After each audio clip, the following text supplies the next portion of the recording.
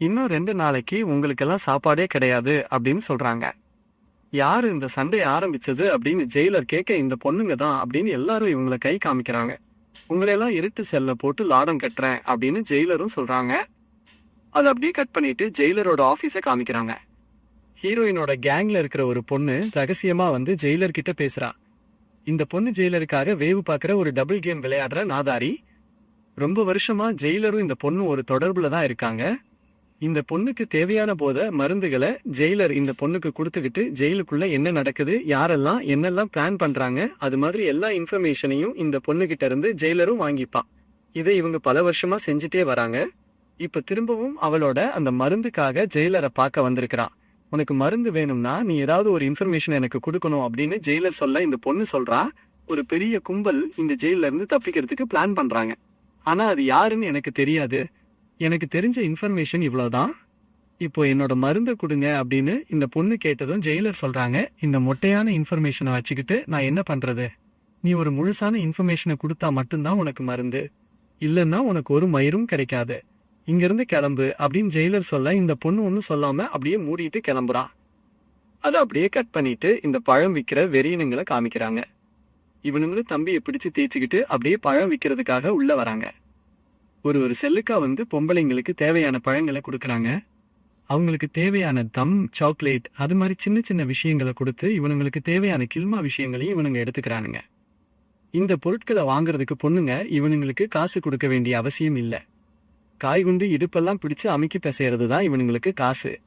இவனுங்க கிட்ட இருக்கிற ஒரு பொருளுக்கு ஏற்ற மாதிரி எவ்வளோ நேரம் அமுக்கி பிசையலாம் அப்படின்னு இவனுங்க ஒரு டைம் ஃபிக்ஸ் பண்ணி வச்சிருக்காங்க. 2 நிமிஷம், 5 நிமிஷம், 10 நிமிஷம் அப்படின்னு சாப்பாட்டு பொருட்களுக்கு விலையை ஃபிக்ஸ் பண்ணி வச்சிருக்கிற மாதிரி அமுக்கி பிசைகிற டைமை இவனுங்க ஃபிக்ஸ் பண்ணி வச்சிருக்காங்க.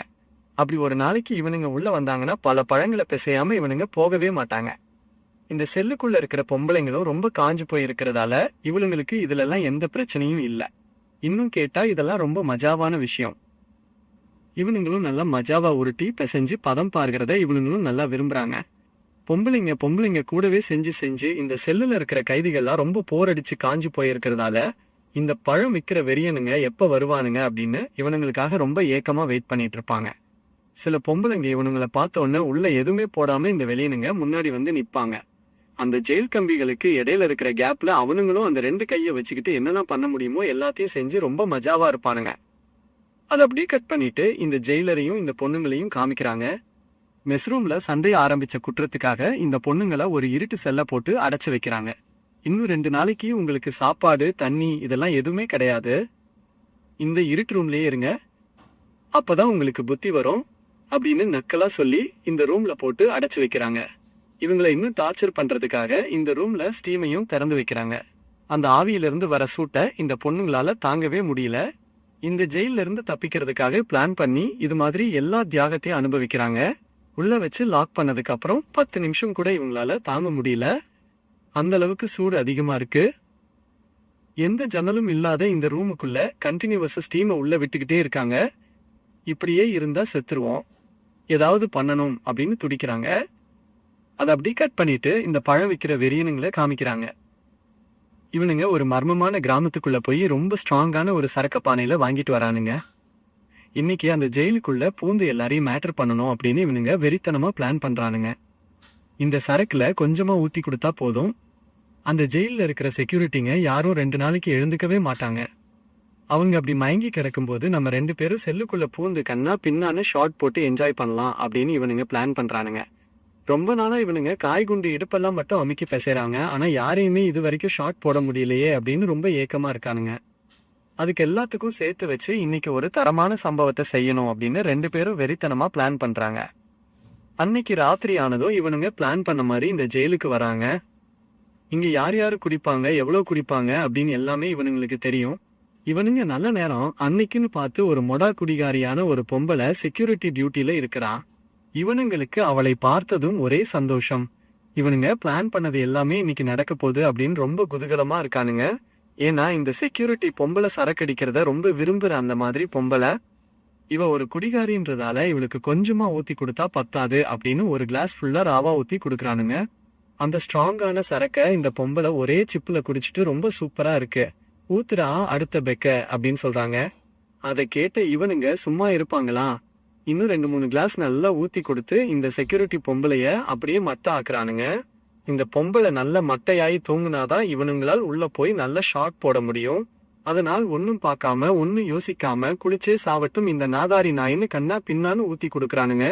ஓசியில கிடைக்கிற சரக்க இந்த போலீஸ்கார பொம்பளையும் நல்லா வாங்கி குடிக்கிறான். அதுக்கப்புறம் இந்த பொண்ணுங்க இருக்கிற ஜெயில் செல்ல காமிக்கிறாங்க. தலையில கிடந்த ஷார்ப்பான ஒரு மெட்டல் கம்பியை எடுத்து கையில வச்சுக்கிறாங்க. அதை வச்சு ஒரு ரிஸ்கியான பிளான பண்றாங்க. செல்லுக்குள்ள இருந்து சத்தம் போட்டு ஜெயிலரை கூப்பிடுறாங்க. இந்த ஜெயில இருந்து யார் யாரு தப்பிக்க போறாங்க, தப்பிக்கிறதுக்காக என்ன பிளான் பண்ணி வச்சிருக்காங்க, அப்படி எல்லா டீட்டெயில்ஸும் எங்களுக்கு தெரியும். இங்க வாங்க எல்லாத்தையும் சொல்றோம் அப்படின்னு இந்த பொண்ணுங்க ஜெயிலரை கூப்பிடுறாங்க. அந்த இன்ஃபர்மேஷனை கேட்கறதுக்காக ஜெயிலரும் இவங்க செல்லு பக்கத்துல வராங்க. செல்லோட கதவு முன்னாடி வந்து நிக்கிறாங்க. இந்த பொண்ணுங்க என்ன பண்றாங்கன்னா, அவங்க கையில இருந்த அந்த மெட்டல் கம்பிய ஜெயிலரோட கழுத்துல மாட்டி அப்படியே இழுக்கிறாங்க. வலி தாங்க முடியாம ஜெயிலரும் கத்துறா, மரியாதையா கதவை தொற, இல்லனா உன் தலை துண்டா போயிடும் அப்படின்னு இந்த பொண்ணுங்க மிரட்ட வேற வழி இல்லாம இந்த ஜெயிலரும் கதவை திறக்கிறான். இந்த பொண்ணுங்க வெளியே வந்து ஜெயிலரை அடிச்சு மயக்கம் போட வச்சுட்டு அவங்க இடுப்புல இருந்த துப்பாக்கியையும் எடுத்துக்கிறாங்க. இந்த ஜெயில இருந்து தப்பிக்கிறதுக்கு எல்லா முயற்சியையும் செய்யறாங்க. பாதி தூரத்தை தான் கடந்திருக்காங்க. ஜெயிலோட மெயின் கேட் வழியா தப்பிச்சா மட்டும்தான் வெளியே வர முடியும். அதுக்கு என்ன பண்ணலான்னு மண்டைய கசக்கி யோசிக்கிறாங்க. அதை அப்படியே கட் பண்ணிட்டு இவனுங்களை காமிக்கிறாங்க. இந்த பொம்பளைக்கு நல்ல சரக்க ஊத்தி கொடுத்து அவங்கள் மட்டையாக்கி இந்த பொம்பளை பார்க்காம இருந்த டைம்ல ஒருத்தன் மட்டும் அங்கிருந்து நைஸா கிளம்புறான். பொண்ணுங்க இருக்கிற ஏரியாவை நோக்கி போறான். அவனோட ஃப்ரெண்டு இந்த போலீஸ் கூடவே நின்னுகிட்டு இன்னும் நல்லா சரக்க ஊத்தி அவங்கள இன்னும் மட்டையாக்கிட்டே இருக்கான். ஓசியில கிடைக்கிற சரக்க இந்த போலீஸ் பொம்பளையும் வாங்கி குடிச்சுக்கிட்டே இருக்கான். அவளை சுத்தி என்ன நடக்குதுன்னு அவளுக்கு ஒண்ணுமே தெரியல. இவனும் உள்ள வந்து ஒரு செல்லா திறந்து நல்லா என்ஜாய் பண்ண ஆரம்பிக்கிறான். இவ்வளவு நாளா மனசுல தேக்கி வச்சிருந்த எல்லா ஆசைகளையும் அப்படியே லிஸ்ட் போட்டு ஒன்னொன்னா செய்யறான். இந்த செல்லுக்குள்ள இருக்கிற பொம்பளைங்களும் ரொம்ப காஞ்சு போயிருக்கிறதால இவன் கண்ணா பின்னான்னு கொடுக்கிற எல்லா முரட்டு குத்தையும் வாங்கிக்கிறாங்க. ஒரே நேரத்துல நிறைய பேரை பதம் பார்த்து வெளுத்து வாங்குறான். இது மாதிரி ஒரு மஜாவான சம்பவத்தை அவன் வாழ்க்கையில செஞ்சதே இல்ல. காஞ்சு போய் இருக்கிற பொம்பளைங்களும் அவன் தம்பிய நல்லா வாங்குறாங்க. மாத்தி மாத்தி வாய் வேலை கை வேலையெல்லாம் செஞ்சு அவனை ஒரு வேற உலகத்துக்கு கொண்டு போறாங்க. அவனும் அவனால முடிஞ்ச அளவுக்கு நிறைய தடவை ஷார்ட் போட்டு சில்லறைய நிறைய தடவை சிதற விடுறான். இவன் செஞ்சிட்டு இருக்கும் போது இவனோட ஃப்ரெண்டும் கூட வந்து ஜாயின் பண்ணிக்கிறான். 2 பேரும் சேர்ந்து ஒரு தரமான சம்பவத்தை செய்யறாங்க. அப்படி ரொம்ப நேரம் மஜாவான கில்மாலாம் முடிஞ்சு இவங்க வெளியே வரும்போது ஏற்கனவே செல்லில இருந்து தப்பிச்ச இந்த பொண்ணுங்க கிட்ட மாட்டிக்கிறாங்க. இந்த பொண்ணுங்களும் துப்பாக்கி காமிச்சு இவனுங்களை மிரட்டுறாங்க.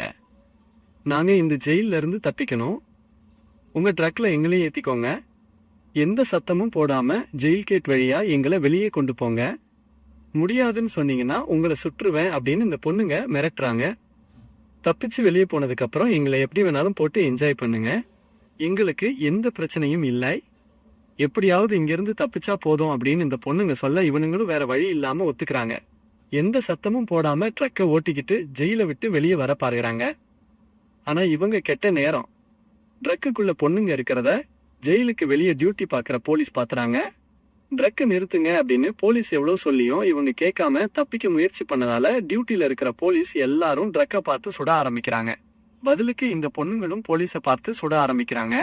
அப்படி மாத்தி மாத்தி சரமாரியா சுட்டுக்கிறாங்க.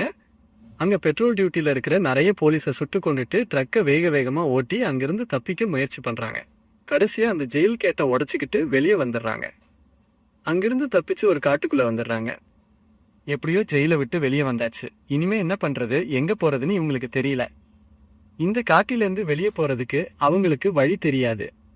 அதனால அடுத்தது என்ன பண்ணலாம் அப்படின்னு யோசிக்கிறதுக்காக எல்லாருமே அங்க உட்காந்து பேசுறாங்க. ட்ரக்கை ஓட்டிட்டு வந்து அந்த வெறியனங்களும் இவங்க கூட தான் இருக்காங்க. அப்படி எல்லாமே நல்லா போயிட்டு இருக்கும்போது திடீர்னு அந்த இடத்துக்கு போலீஸ் வந்துடுறாங்க. மைக்ல அனௌன்ஸ் பண்றாங்க, மரியாதையா சரண்டர் ஆயிடுங்க, இல்லைன்னா எல்லாரையும் சுட்டு கொன்னுடுவோம் அப்படின்னு போலீஸ் மிரட்டுறாங்க. இந்த பொண்ணுங்களுக்கு என்ன பண்றதுன்னே தெரியல.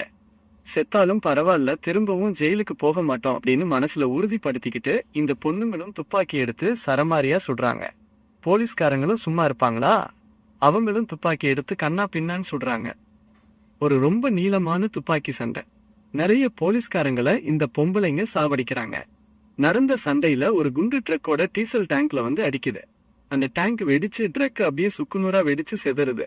இப்படி நடந்ததுல எல்லா பொண்ணுங்களும் செத்து போயிடுறாங்க. ஒரு பொண்ணை தவிர போலீஸ் கண்ணுல மாட்டாம அப்படியே காட்டுக்குள்ள ஓடுறா. அடுத்தது என்ன பண்றதுன்னு இவளுக்கு தெரியல. கூட நின்னு உதவி செய்யறதுக்கு யாருமே இல்ல. இவ்வளவு நாளா கூட இருந்த எல்லா பொண்ணுங்களும் செத்து போயிட்டாங்க. இப்போ இவ மட்டும் தனியே ஆயிட்டா. அவ அப்படி காட்டுக்குள்ள நடந்து போயிட்டு இருக்கும்போது ஒரு ஜீப்பை பாருகிறான்.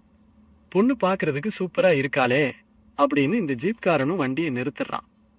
நான் காட்டுல தனியா மாட்டிக்கிட்டேன், என்னை காப்பாத்துங்க, எனக்கு உதவி செஞ்சா நீங்க என்ன கேட்டாலும் செய்யறேன் அப்படின்னு இந்த பொண்ணு சொல்ல, இவனும் கில்மாவுக்கு ஆசைப்பட்டு இந்த பொண்ணுக்கு லிஃப்ட் கொடுக்கறான். அப்படியே அவன் ஜீப்ல ஏறி உட்காந்துக்கிட்டு அங்கிருந்து கிளம்புறா.